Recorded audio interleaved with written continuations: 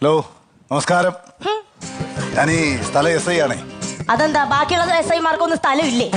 അതല്ലെന്ന്, ഞാൻ ഈ സ്ഥലത്തെ സ്റ്റേഷനിലെ എസ് ഐ ആണെന്ന്.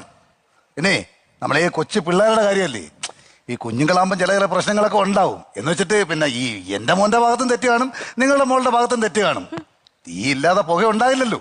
ആര് പറഞ്ഞു? വണ്ടി സ്റ്റാർട്ട് ചെയ്യുമ്പോ പുക വരുന്നുണ്ടല്ലോ, അത് താ തീ കൊണ്ടിട്ടാ. നിങ്ങൾ ഈ കിടന്ന് ആവശ്യമില്ല സംസാരിച്ചിട്ട് കാര്യമല്ല സ്ത്രീയെ. ഞാൻ പറയുന്നത് കേൾക്കുക. നിങ്ങളെ കണ്ടാൽ തന്നെ നിങ്ങളൊരു കുടുംബത്തിൽ പറഞ്ഞ സ്ത്രീയാണെന്ന് നോക്കാം. അവരെ നല്ല നല്ല സൗന്ദര്യമുള്ള സ്ത്രീയല്ലേ, അവരിങ്ങനെ സംസാരിക്കുന്നത് ശരിയാണോ? എടോ താൻ എന്റെ സൗന്ദര്യത്തെ കുറിച്ചൊന്നും സംസാരിക്കണ്ട. അത് സിനിമാക്കാര് പണ്ടേ തീരുമാനിച്ചതാ എനിക്ക് സൗന്ദര്യം ഉണ്ടെന്ന്. എന്തോ അങ്ങനെ സൗന്ദര്യം ഉണ്ടെന്ന്?